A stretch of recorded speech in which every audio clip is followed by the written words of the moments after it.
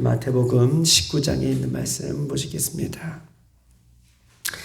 마태복음 19장 우리 3절로 우리 6절까지 있는 말씀 우리 다 같이 합독하시겠습니다. 마태복음 19장 3절로 6절까지 있는 말씀입니다. 우리 다 같이 한 목소리로 우리 마태복음 19장 3절로 6절까지 있는 말씀 합독하시겠습니다. 시작. 바리새인들이 예수께 나와 그를 시험하려 이르되 사람이 어떤 이유가 있으면 그 아내를 버리는 것이 옳으니까.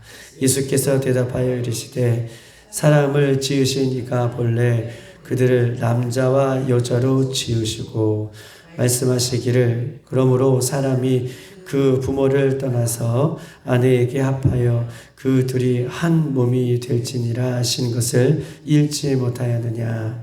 그런즉 이제 둘이 아니요 한 몸이니 그러므로 하나님이 짝지어 주신 것을 사람이 나누지 못할지니라 하시니.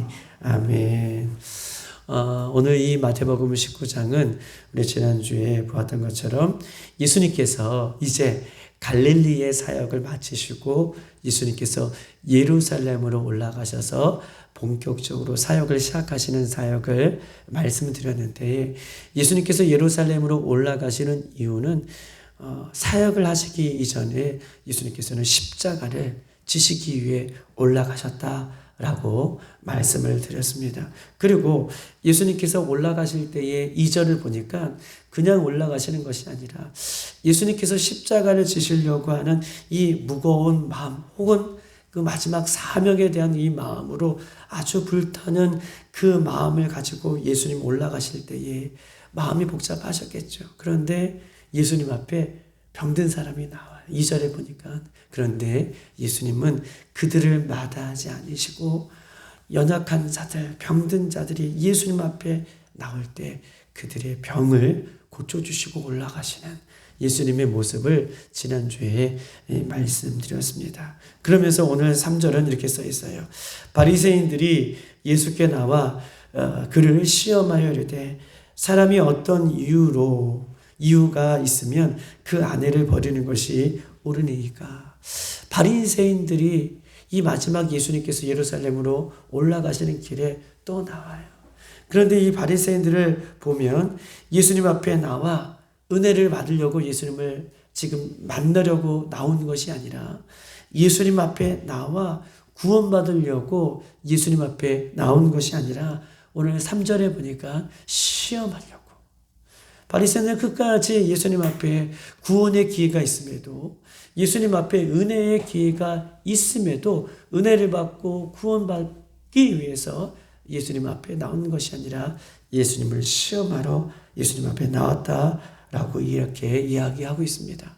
차라리 우리가 2절에 보았던 것처럼 바리새인들이 병에 걸렸으면 그 병을 고치려고 해서까지라도 예수님 앞에 나와 그들이 무릎 꿇고 병을 치료받고 구원의 은혜를 받았을 수 있는 기회가 있었는데, 오히려 바리새인들은 건강하기 때문에 오히려 예수님을 시험하고 예수님 앞에 어떻게 해요? 오늘 본문에 보면 예수님을 넘어뜨리려고, 예수님의 권위를 실축하려고 이렇게 나와 있는 모습을 보게 되는 것이죠. 그러므로 우리에게 때로는 고난이, 우리에게 때로는 육신의 연약함이 하나님 앞에, 예수님 앞에 나올 수 있는 기회를 주는 것이라면 그것은 더 이상 고난이 아니라, 그것은 더 이상 아픔이 아니라 하나님 앞에 나올 수 있는 육신의 연약함이 갖고 있다면 그 육신의 연약함은 오히려 예수님을 부를 수 있는 축복의 통로인 줄 믿어요. 할렐루야. 세상 사람들은 육신의 연약함과 또 많은 문제들이 오히려 그것이 고난이다, 그것이 어려움이다 라고 하는 1차적인 눈으로 바라보지만, 우리 예수 믿는 사람은요, 그것을 통해서 예수님 앞에 나올 수 있다면 그것은 축복이고 그것은 은혜예요. 그런데 아무리 건강하고 아무리 많은 것을 가질 수 있을지라도 오히려 건강한 것 때문에, 많이 가진 것 때문에 예수님 앞에 나오지 못한다면 그것은 축복이 아니라 그것은요 사망의 길에 이르게 하는 안타까움인 것임을 성경 우리에게 얘기하고 있어요. 오히려 없는 것이 축복이고 없는 것이 기쁨이에요. 기도 제목을 나중에 드리려고 했는데 어저께 중국에서 우리 같이 신앙생활 했던 우리 집사님이시죠. 근데 저희가 이제 중국에서 빠지다 보니 이제 한국 분들이 이제 예배 드릴 공간이 없어서 이제 중국 교회에 이제 기도 제목을 먼저 드리는 거예요. 중국 교회에 이제 흩어져서 예배를 드려요. 중국 교회에도 삼자 교회가 아니라 지하 교회. 이제 삼자 교회는 법적으로 드러난 교회지만 법적으로 드러나지 않는 지하 교회에 아이들을 데리고 원래 18세 이하 아이들은 오히려 중국 법적으로는 신앙을 가질 수 있다라고 이야기하고 있지만 18세 시진핑 정부가 들어와서 18세 이하 아이들은 교회에 다니지 못하게 신앙을 갖지 못하게 이 법적인 나름대로 룰을 만들어 놨어요. 그리고 CCTV를 다 달았다고 여러분에게 말씀드렸잖아요. 그런데 어저께 공안이 처음에는 3명이 이렇게 그 지하교회에 쳐들어왔는데 나중에는 7명이 더 들어와서 10명이 들어왔다는 거예요. 공안이 그렇게 많이 들어온다는 것은 어떤 신고를 받다든지 아주 큰 나름대로 이슈가 있었던 것일 것 같아요. 그 교회가, 지하교회가. 아무래도 중국 정부가 요구하는 법적인 것들을 마다하고 신앙을 지키려고 했던 교회가 아닌가 싶어요. 그래서 10명의 꼬관들이 이렇게 예배하는 예배당에 쳐들어와서 따로 분류해서 조사를, 거기 있는 사람들을 다 조사했대요. 이름을 적게 하고, 주소를 적게 하고, 사는 곳을 적게 하고, 직감을 적게 하고, 다 자기의 호적. 근데 그 집사님은 그 아이들과 함께 거기서 예배를 드렸는데 잡혔으니 그것은 한국 국적을 갖고 있는 것이잖아요. 그래서 물론 하나님 앞에 맡기고 그렇게 예배하고 또 신분 조사를 다 하고 이렇게 갔지만 어떻게 보면은 그들이 인간적인 눈으로 봤을 때는 또 예배 한 번 드리는 것이 아픔이고 고난이지만 그곳에서 그렇게 해서라도 예배를 할 수 있는 것이 그들에게서는 얼마나 큰 축복이고 얼마나 기쁨인지, 오히려 예배를 할 수 있음에도 불구하고 예배를 드리지 않고 기도를 드리지 않고 오히려 예배할 수 있음에도 불구하고 예수님을 찾지 못하는 것, 이것은 안타까운 일이지만 그러나 정부의 공산국가의 그런 어떤 법적인 룰과 여러 가지 이 법적인 것으로 쪼여오는 그런 상황 가운데에도, 그런 고난 가운데에도, 그런 고난이 있음에도 불구하고 예배하고 십자가 앞에 나오고 예수님의 이름을 부르는 것, 이것은 고난이 아니라 이것은 우리가 알지 못하는 영적인 그 축복인 줄 믿습니다.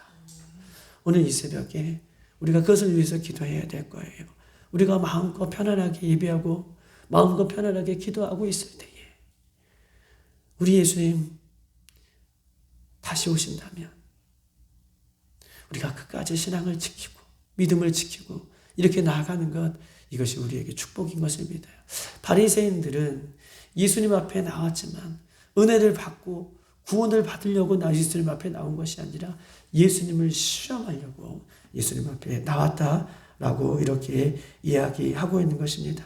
바리새인들은 예수님 앞에 나오는 것은 예수님을 시험하고 나오는 것이에요.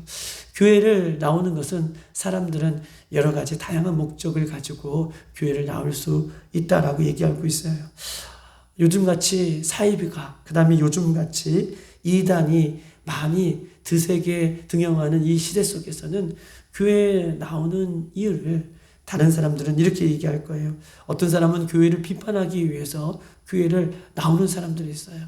사이비나 또 이단이 들끓는 이 시대 속에서는 교회를 나오는 이유는 바른 목적을 가지고 나오지 않죠. 바리새인들처럼 교회를 비판하려고 교회를 나오는 사람도 있을 것입니다. 어떤 사람은 프로그램이 좋아서, 어떤 사람은 성가대가 좋아서, 어떤 사람은 목사님의 설교가 좋아서, 물론 이런 것들을 통해서도 교회를 나오는 것은 너무나 감사한 일이죠. 그러나 더 중요한 것은 우리의 신앙의 근간을 유지하고 그 근간을 유지하여서 교회에 나와 하나님 앞에 예배하며 예수님 앞에 예배하는 것은 이유를 찾는다면 성가대가 좋아서도 아니고 어떤 목사님의 설교가 좋아서도 아니고 우리는 예수님의 십자가 복음을 붙들고 나오는 거예요. 할렐루야. 우리 예수님을 붙들고 나오는 거예요. 프로그램이 좋고 환경이 좋고 또 여러 가지 설교가 좋고 그런데 성가대가 좋고 그런데 거기에 복음이 없다면 거기에 예수님의 십자가가 없다면 거기에 예수님이 없다면 그것은 생명력이 없는 것이잖아요. 그렇죠? 그런데 우리가 이렇게 교회에 나오게 되는 근간을 찾는다면 바리새인들처럼 어떤 것을 비난하기 이전에 어떤 것을 좋아서 나오기 전에 우리가 교회에 나올 수 있는 우리의 신앙의 근간은 오직 예수님, 오직 복음 이것을 붙들기 위해서 나오게 되는 것임을 우리가 반드시 기억하고 나와야 된다는 거예요. 이 복음, 이 핵심적인 예수님, 이 복음이 우리에게 결여되지 않는다면 성가대가 실망을 줄 때는 교회를 떠나게 되는 것이죠. 목사님이 실망을 줄 때는 교회가 떠나게 되는 것이기 때문에 우리는 교회에 나오는 이유가 다른 외적인 것이 아니라 우리가 교회에 나오는 것은 아멘이에요. 예수님을 붙들고 말씀을 붙들고 복음을 붙들기 위해서 우리가 나오는 것임을 우리가 잊지 말고 우리가 꼭 기억하며 이 근본적인 신앙에서 흔들리지 아니하는 저와 여러분 되기를 주님의 이름으로 축복합니다. 바리새인들이 예수님 앞에 나왔어요. 그러면서 3절에 이렇게 얘기하고 있죠. 그들이 예수님 앞에 나와 얘기합니다. 시험하려고 얘기합니다. 사람이 어떤 이유가 있으면 그 아내를 버리는 것이 옳으니까.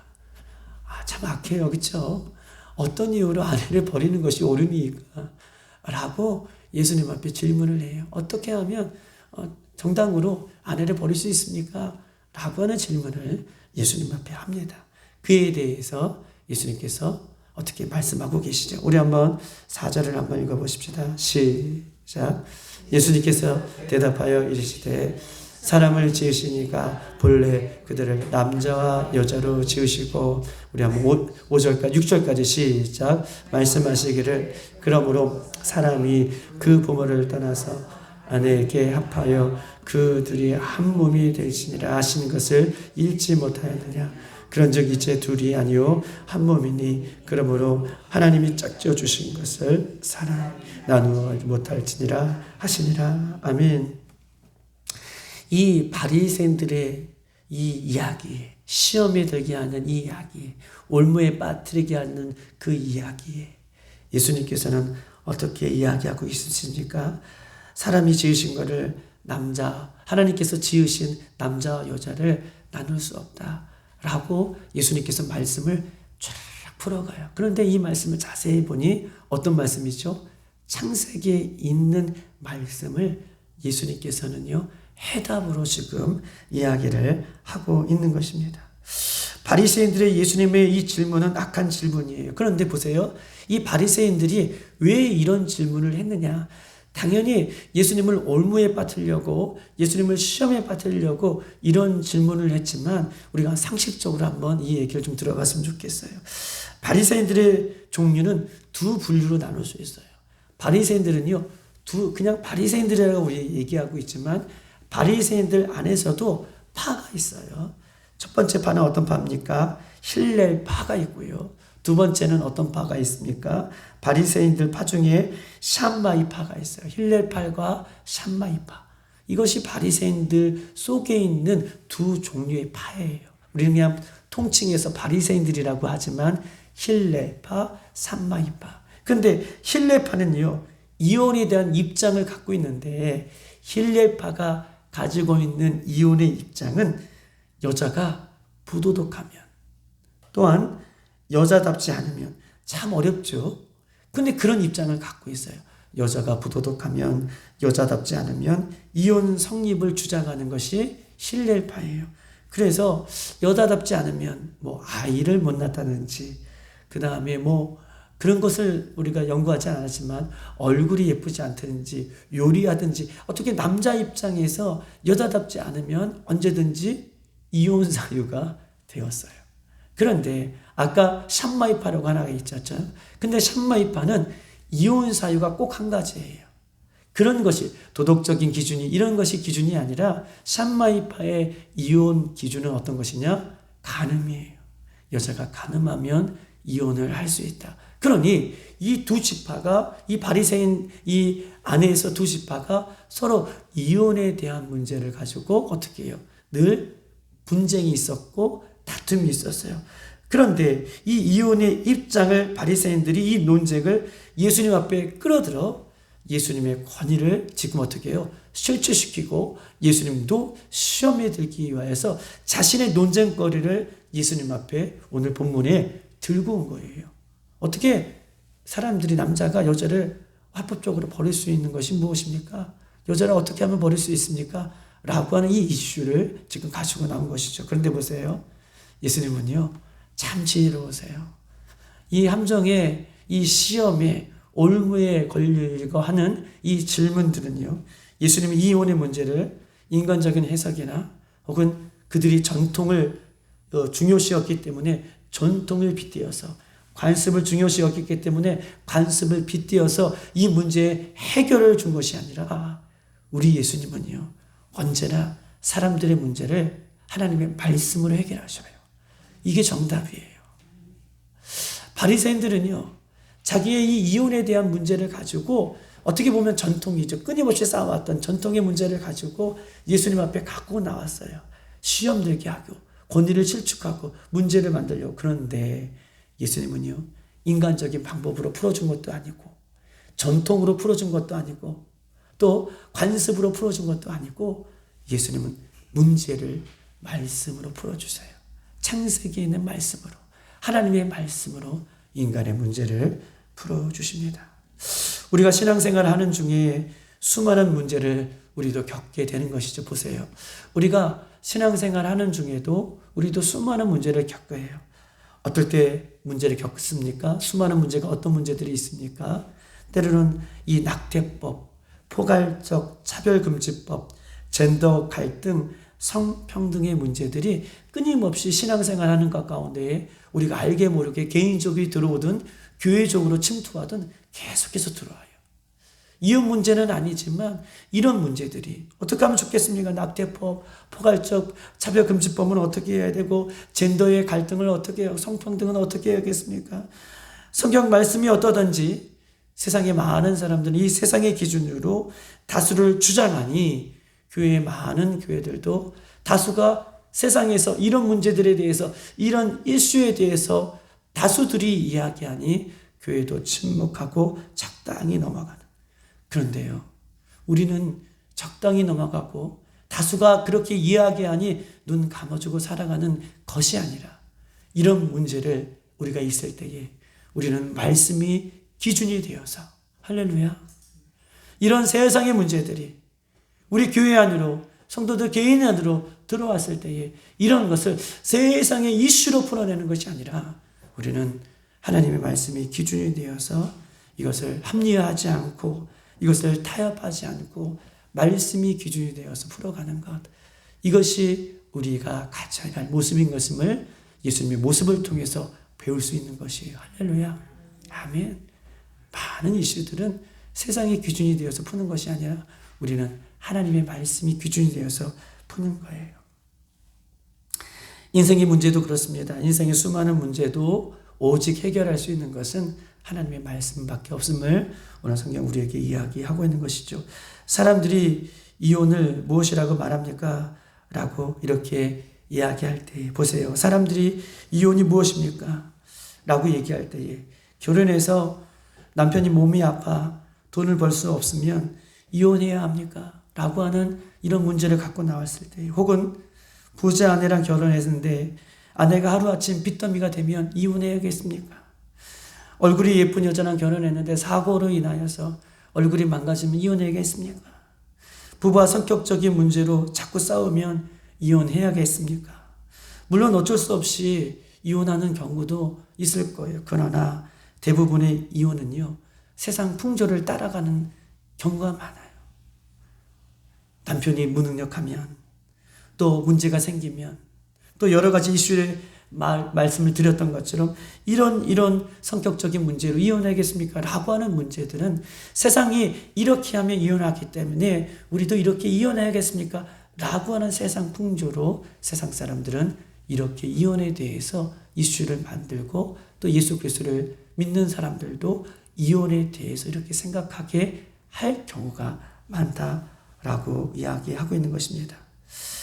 가정이 파괴되는 이유는 무엇일까요?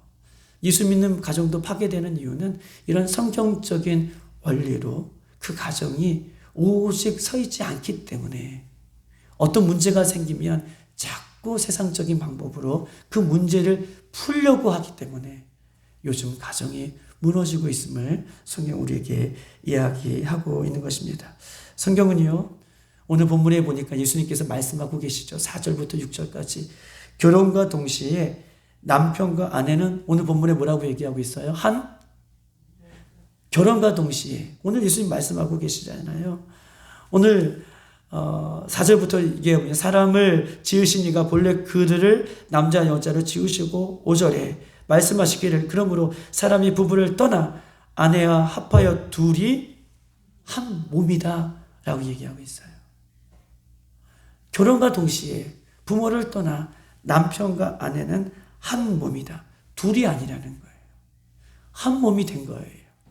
즉 다시 말해서 하나님이 짝지어준 것을 한 몸이 된 것을 나눌 수 없다라고 이것이 성경의 기준이고 예수님의 말씀이에요.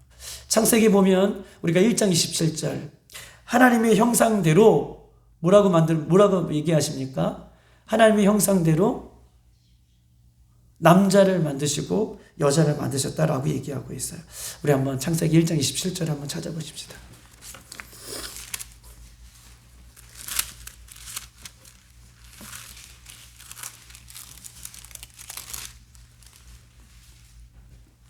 다 같이 시작.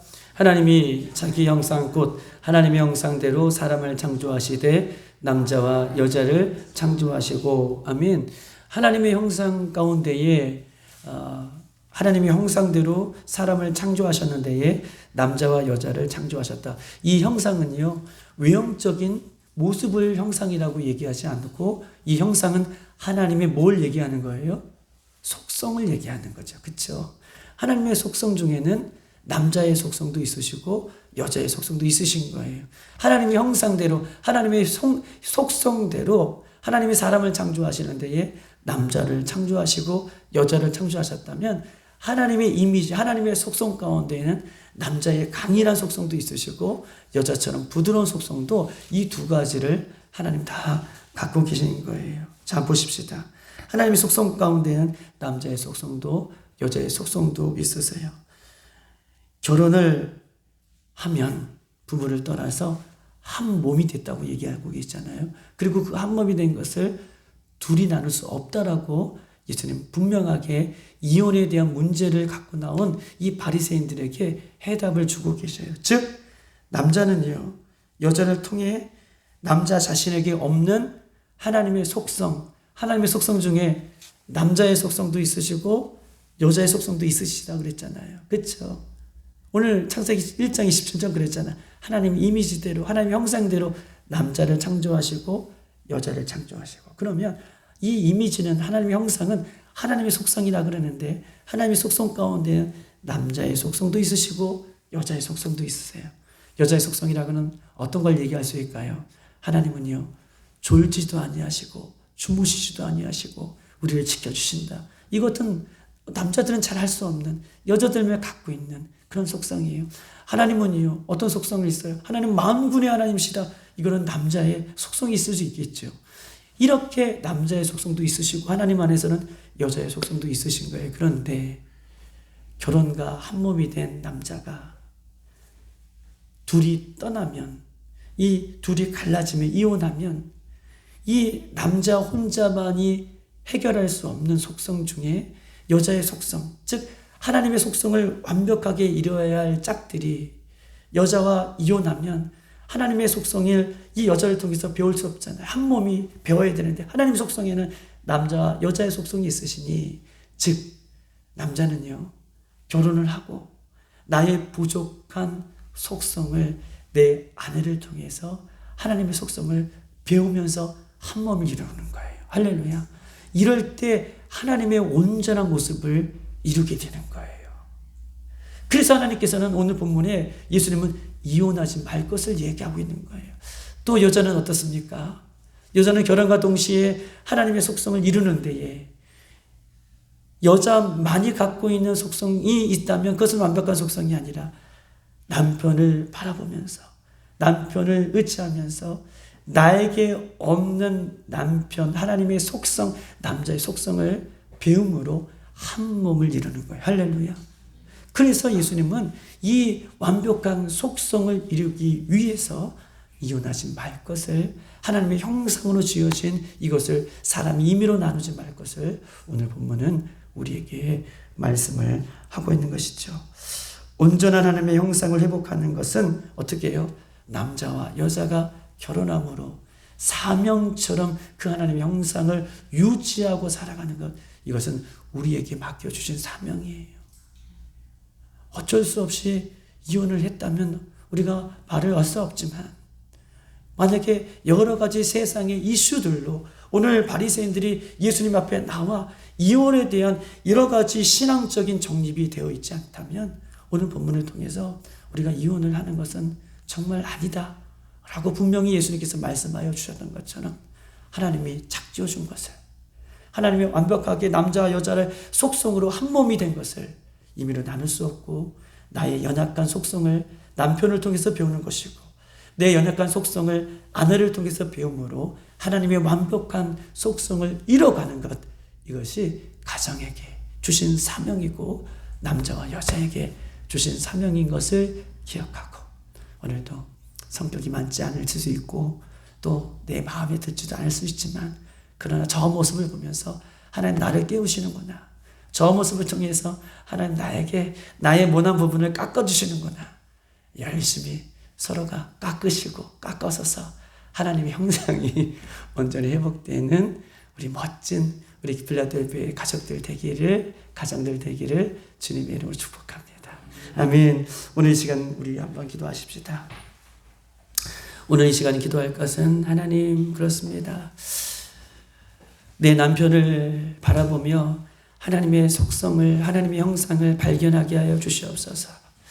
내 아내를 바라보면서 하나님의 속성, 하나님의 모습을 발견하게 하여 주셔서, 아, 그렇구나, 우리 가정 안에 완벽한 하나님의 속성을 이루어가는 가정들이 되어줄 수 있도록 인도해 달라고, 아내를 통해서 내 모난 부분이 깎여지고 하나님의 형상을 닮아가게 하시고, 남편을 통해서 내 모난 부분이 깎여주시고 하나님의 형상을 회복하게 하여 달라고 믿음의 가정으로 서게 해달라고, 우리 빌라델피아 모든 가정들이 그렇게 든든한 예수님의 말씀 위에 서서 문제를 해결할 수 있는 가정들이 될 수 있도록 인도해 달라고 기도하시고, 오늘 저 중국 땅에 또 북한 땅에 오늘도 신앙을 위해서 믿음을 향해서 특별히 오늘 새벽에 말씀드렸던 것처럼 그 교회가 하나님 어려움 당하지 아니할 수 있도록 끝까지 신앙과 믿음을 잘 지켜가는 교회가 되어줄 수 있도록 인도해 달라고 여러분이 가져나온 기도 제목을 위해서 이 시간 주여 한번 부르고 기도하겠습니다. 주여!